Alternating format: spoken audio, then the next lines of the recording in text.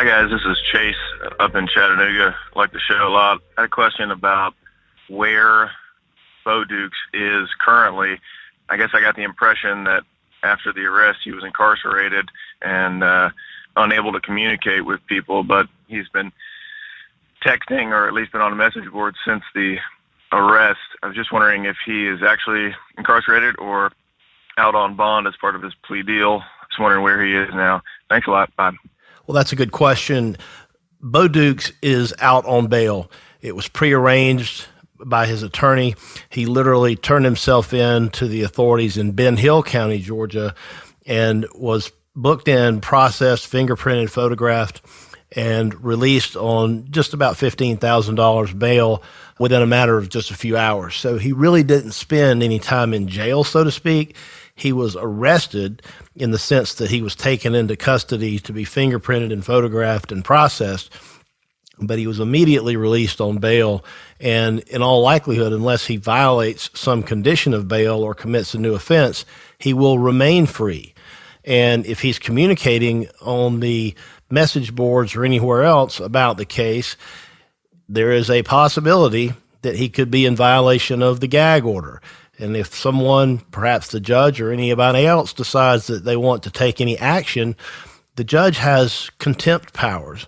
And if she feels that he is in contempt of her order, she could order him back to jail. But barring any of those things happening, he is out on bail, he's free, and he will remain free at least until the cases are over and the disposition of the criminal charges against both defendants can be completed. Hey guys, this is David from Colorado. Is the state saying that on the night she was murdered, that Ryan Duke, by himself, took her to the pecan orchard and dumped her body and then somehow contacted Bo Dukes for help in disposal of the body? Or are they saying that he contacted Bo Dukes prior to moving her to the pecan orchard? Thanks. Love the podcast. Keep up the great work.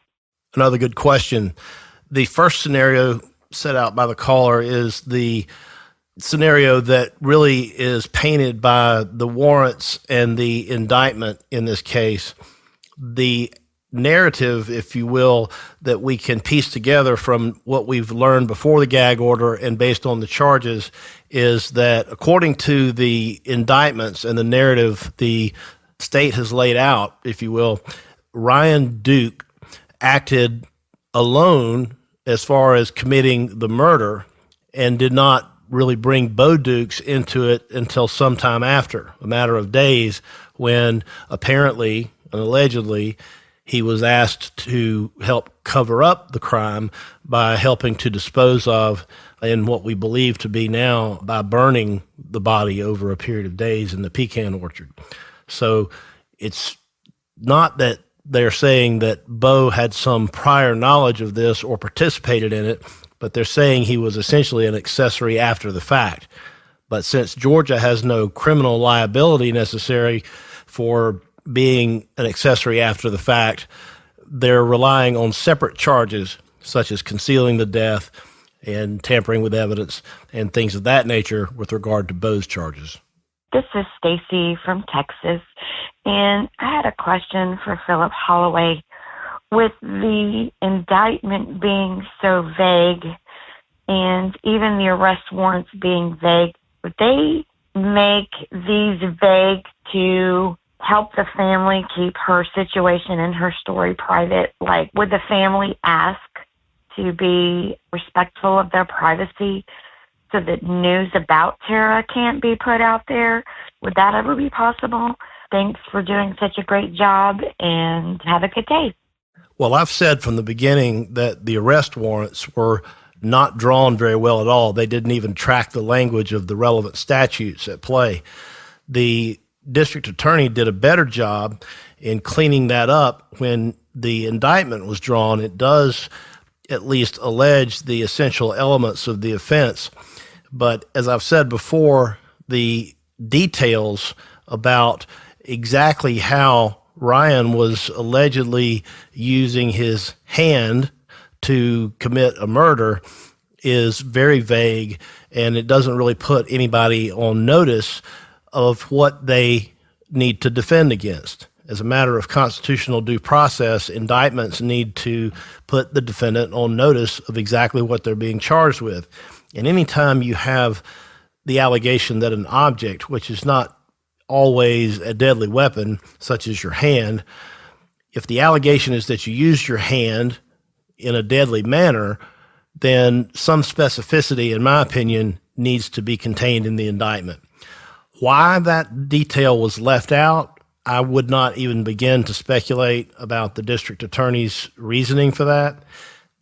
Recently, I saw a case in another county where a judge threw out an aggravated assault indictment because it was vague, and basically for that reason, it didn't set out enough information to put the defendant on notice as to what exactly they were being accused of in an aggravated assault.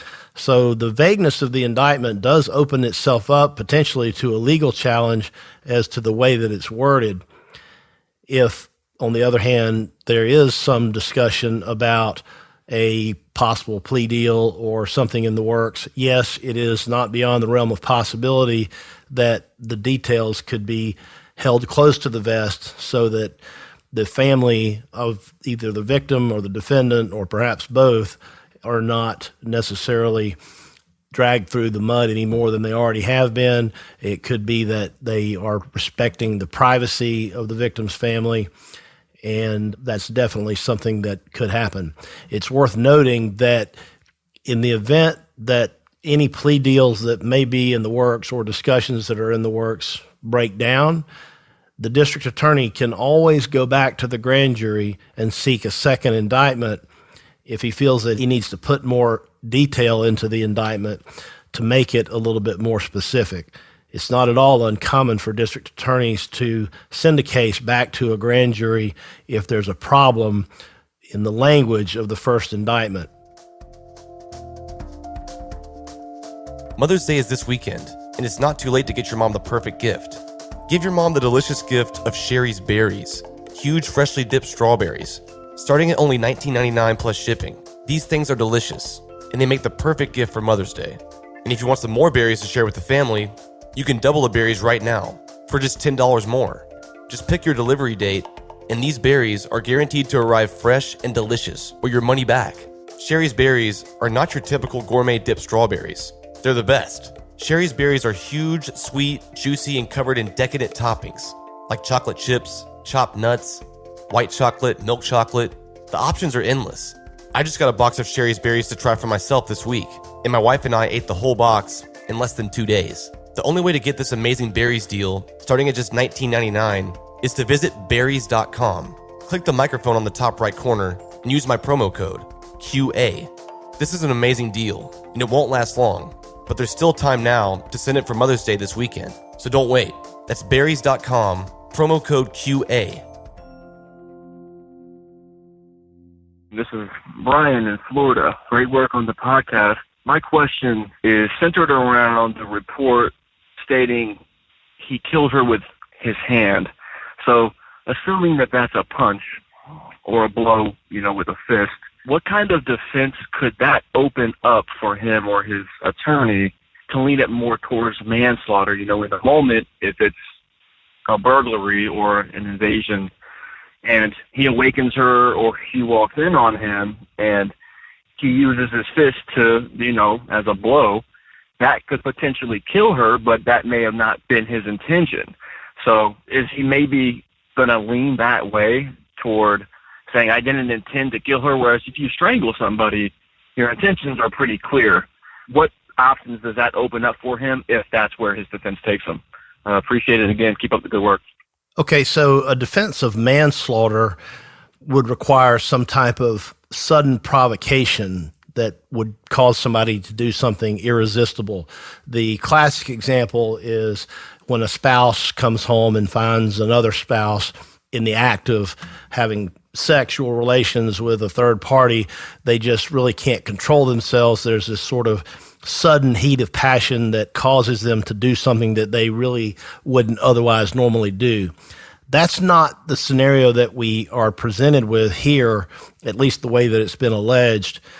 The fact that you have these two charges of felony murder speak to, I think, the caller's question a little bit better, because if it was not an intentional act, in other words, if it was a punch or something that happened suddenly that really was not the defendant's intention when he entered the house, then the felony murder still gives them the life sentence that they may be seeking, because felony murder and malice murder carry the same penalty, which is a life sentence in the state of Georgia. So if a jury can't believe that it was something that was done maliciously or intentionally, they can fall back and hang their hat on the felony murder counts.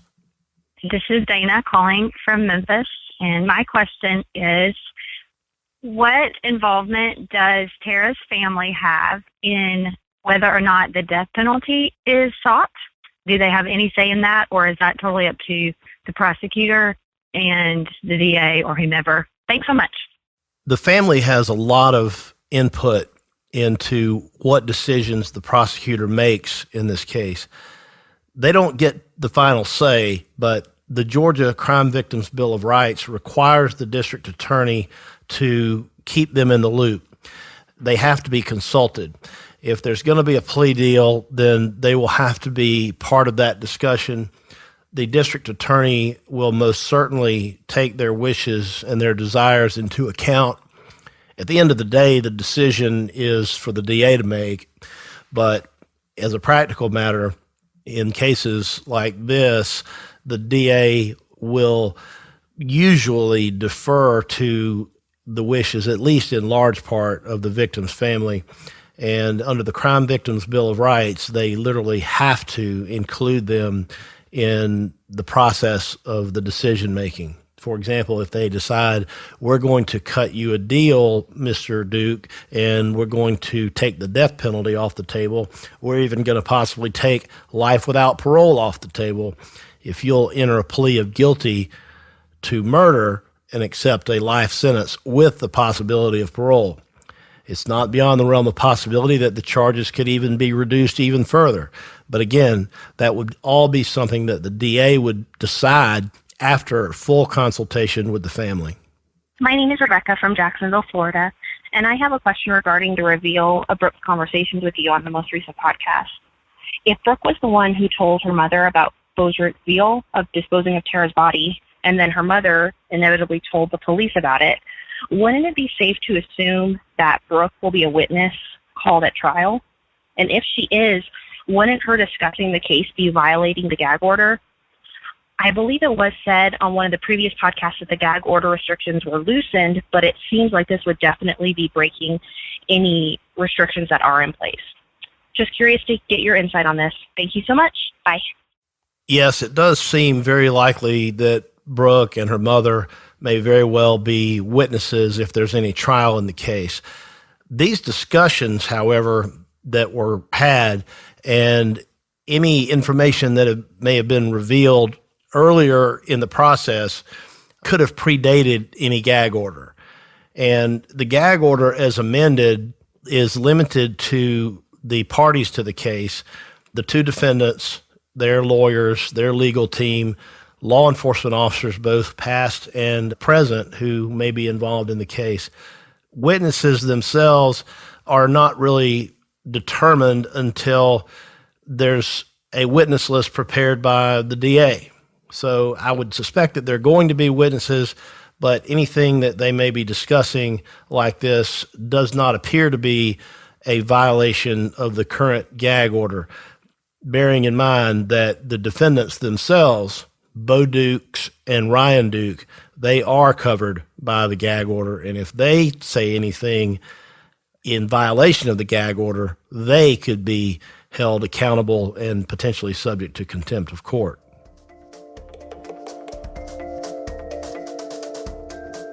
Shopping for clothes can be annoying. Going to the mall or some boutique shop, searching for the perfect size and color, and then spending way too much money on something you might only wear one time. With Latote, you can stay up to date on all the latest trends and name brands, and you never have to leave your house. Latote is also the style and fitting expert, using actual data to perfect your fit better than any other retailer. Even if you're expecting, LeTote also offers stylish maternity clothes to fit your ever-changing size for 9 months. Get as many totes as you want. Simply wear, return, repeat. With LeTote, you get to rinse your look, keep it as long as you want, and then just exchange it for something when you're ready. My wife uses LeTote, and she loves it. Here's what she had to say about her latest LeTote box. In my most recent box, I got a shirt that was great because I opened it at night, not knowing what I was going to wear to work the next day, and I just put that on and wore it to a conference. It's definitely one of my favorite things. So go to letote.com, that's LETOTE.com,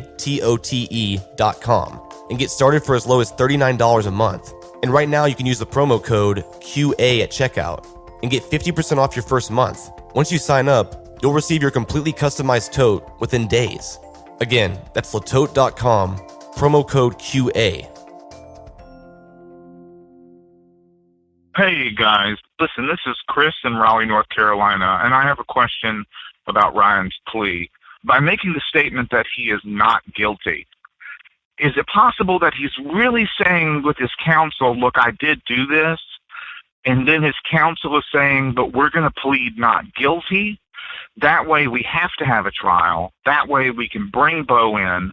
That way we can bring in other people if we need to confuse the evidence, to cloudy it all up in the hopes that Ryan gets a lesser sentence. Keep up the good work, guys. Thanks.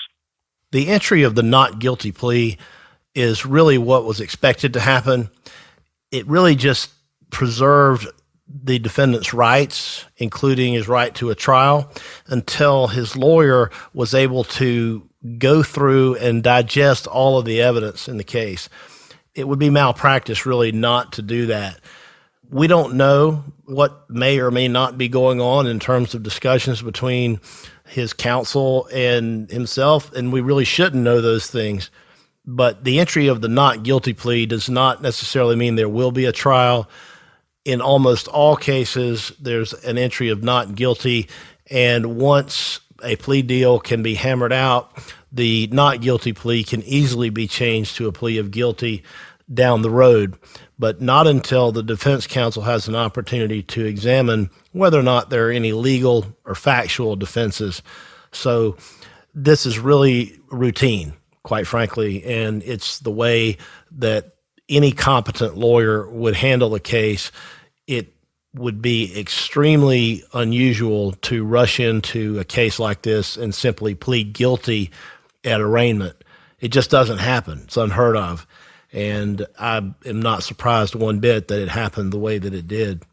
One thing to keep in mind is it's not the lawyer's decision about whether or not to plead guilty or not guilty. It's always done by the defendant after consultation with the attorney, but it's not the attorney's decision. In other words, the lawyer can't force someone to plead not guilty if they really want to plead guilty. And they can't force them to plead guilty if they really want to plead not guilty. So that decision is for the defendant and the defendant alone to make. This is Erin. Love the podcast. I was calling to ask if we know anything about Ryan Duke's attorney, especially since he not guilty recently. I was just curious if his attorney is court appointed or if it's a private attorney, and if we know anything about his legal angles or legal representation. Thank you. Well, Ryan's lawyer is John Mobley, and he's with the Tifton Circuit Public Defender's Office, and he is court appointed. He is a graduate of the University of Mississippi Law School. He graduated in November of 1995, so he's actually been practicing law about a year longer than I have. He has been an active member of the State Bar of Georgia for quite some time. He's very experienced and by all accounts knows what he's doing. So in terms of the legal counsel that's been appointed to the defendant, I would say the defendant is in good hands. And by all accounts, and from what I've seen so far, he's doing exactly what one would expect a competent criminal defense lawyer to be doing in protecting his client's rights and making sure that due process runs its course. And really, we wouldn't want to have it any other way.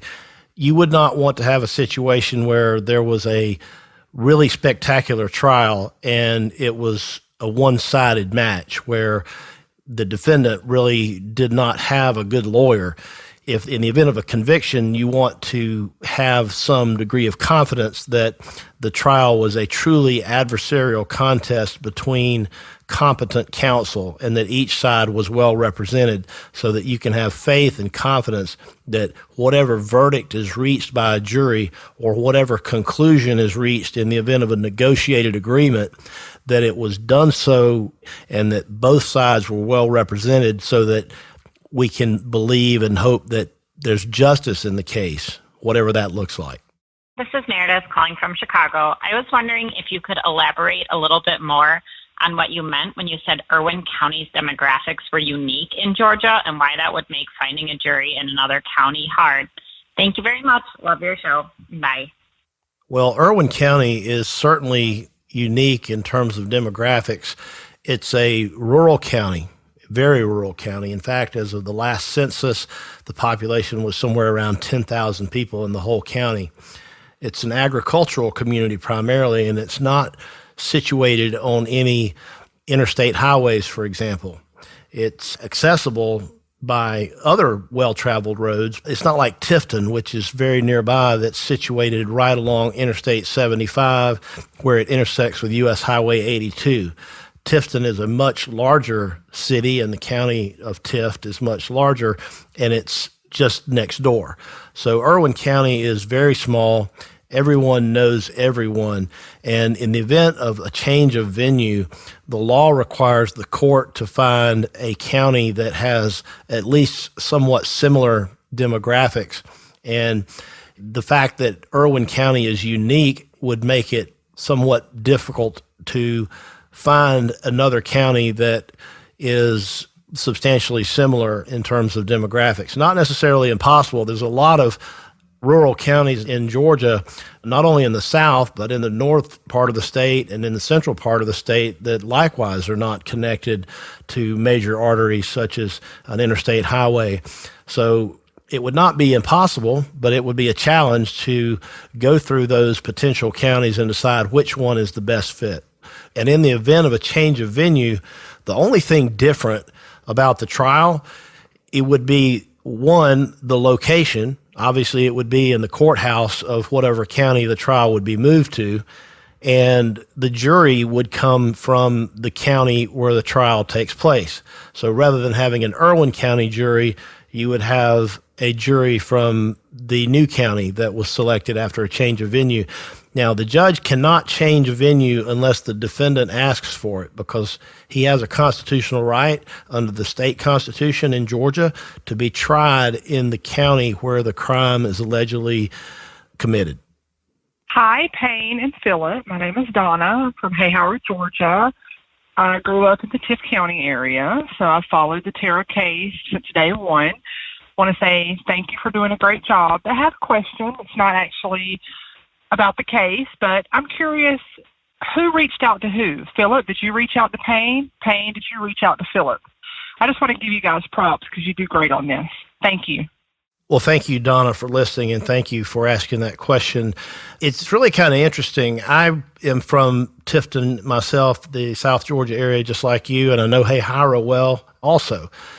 I think it was Twitter, if I'm not mistaken, that is the vehicle that Payne and I first connected through. I followed the case because I was just interested in it, and I used to live there. I used to work there. I was a police officer in Ocilla a long time ago, much before this happened. And so it's always been something that I've been interested in and I've kept up with. And I became a podcast fan of Up and Vanished, and I was a listener. And I was listening and paying very close attention. And then out of nowhere, of course, the news breaks of the arrest. And it occurs to me that the podcast could benefit from my experience as a media analyst. I've worked for national and local media outlets, both in television and in radio, and have some experience in providing legal analysis on complicated questions that sometimes the layperson may not be able to understand through traditional reporters and journalists. So I felt that maybe I had something to offer to Payne and to assist in some way. And it's my understanding that Payne had also heard something about me and was maybe trying to reach out. And so I believe, if I'm not mistaken, I followed him on Twitter, and he noticed the follow and followed me back, and we were able to begin our initial dialogues through direct messages on Twitter. So there you have the backstory. Thank you for asking the question.